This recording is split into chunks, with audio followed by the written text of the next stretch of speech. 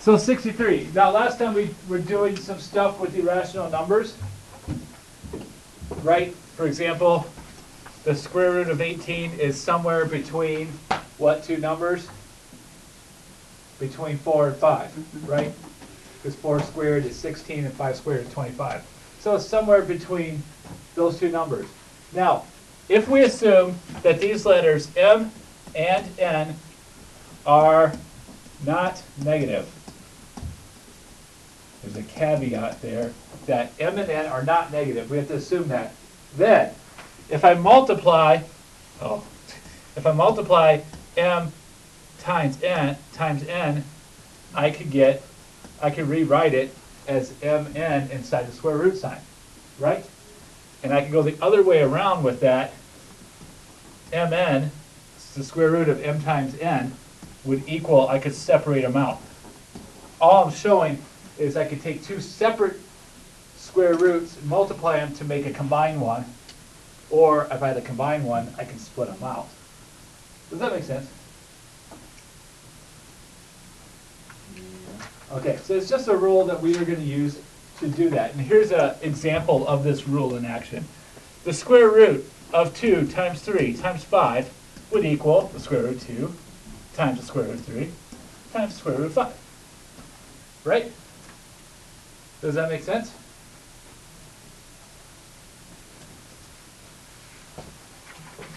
Seem legit? We're just following that rule that I just did. All right, so here we go. This should not be too confusing, but let's try it. Square root of 50. Let's break this down. Using that rule, let's break this down to its prime factors. What are the prime factors of 50? 2, 5, and 5. 2, 5, and 5. Right? Those are the three prime numbers that make up 50. I could rewrite this one. Square root of 2 times square root of 5 times square root of 5. Right? And now a final step. What do I get if I multiply the square root of 5 times the square root of 5? Which is what we did on the previous lesson last week. Think back. Last week we did this. Square root of 4 equals 2, and the square root, and then we did the square root of 4 times the square root of 4 equals 4. So the square root of 5 times the square root of 5 equals 5, right? So my final answer for this problem is 5 times the square root of 2. Because I simplified that one as far as we can get. Because the square root of 5 times the square root of 5 would equal 5 itself.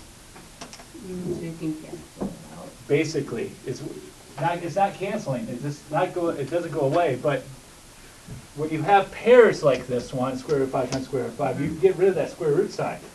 It'll just be 5. So this is a full simplification of the square root of 50, which is an irrational number. That's as far as we can get with that. That's what we're practicing today. So what about the square root of 200? I need to know the prime numbers that make up 200. If you can't think of them off the top of your head, start at a simple place. 2 and 2 and 100. Yeah. So 2 is prime. 100 is not. So 100 is 10 and 10, right? Yep. Which is Okay. 2 and 5.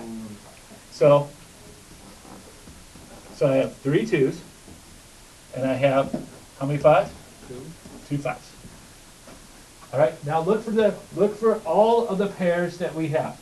You have a pair of 5s. Yep. 2 5 and a pair of 2s. Yep. And 1 2 left over. And 2 left over. So these 2 would make 10. square root of 2 times the square root of 2 is 2 times 5. And you have a square root of 2 left over, so to simplify it, you have 10 times the square root of 2. Because we pulled these two, square root of 2 times square root of 2, which makes 2. square root of 5 times the square root of 5, which makes 5. 2 times 5 is 10. And then all that's left behind is the square root of 2 we can't do anything with. It's all by itself. It's lonely, but Or 2. it's separated. Or 2. Sad to be 2. Square root of 108. Square root, what makes 108? Just give me two numbers. They don't have to be prime. Because we can get to 2 prime. and 54. Huh? 2 and 54. You have to make the hardest one. Oh. Yeah. Dislike. All right. We got to do this again. 54 is what?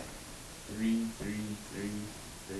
Just give me what 54 is. 9 and 9 and 6. 9 and 6. Okay, let's break that down again. Which is 3, 2, 3, 3, 3. No, 3 and 2. Yeah. 2, 3, 3. Okay, you got 3 threes and 2 twos, right? 2 times 3 times 3 times 3. Right? Okay, these two and these two. So it's 2 times 3 times 6 times the square root of 3. 6 times the square root of 3, because 2 times 2 is 2. Square root of 2 times square root of 2 is 2. Square root of 3 times square root of 3 is 3. 2 times 3 is 6. That's on the outside. What's left? The square root of 3. Does that make sense? Is that cool? All right. The final thing for you to do is just to know these four repeating decimals. You need to have memorized these in your lifetime. You probably already know them because this is a short lesson. Let's refresh your brain. These don't work out as easily as what they are, so I'm just going to give them to you. They're also in your book, but 1/3 is,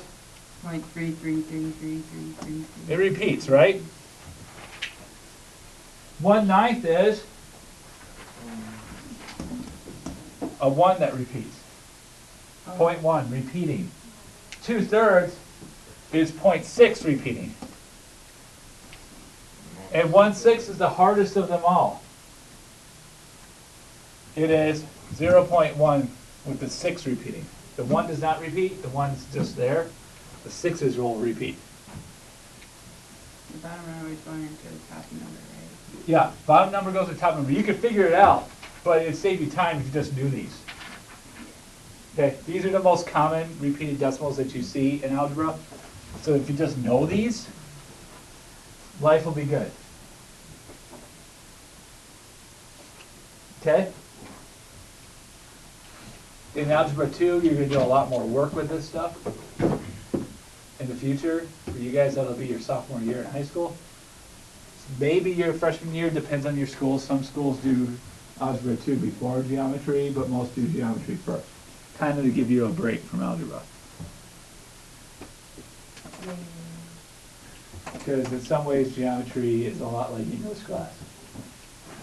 A lot of writing, a lot of words. All right, any questions? And for Mesa next year, we'll do geometry. Rock on.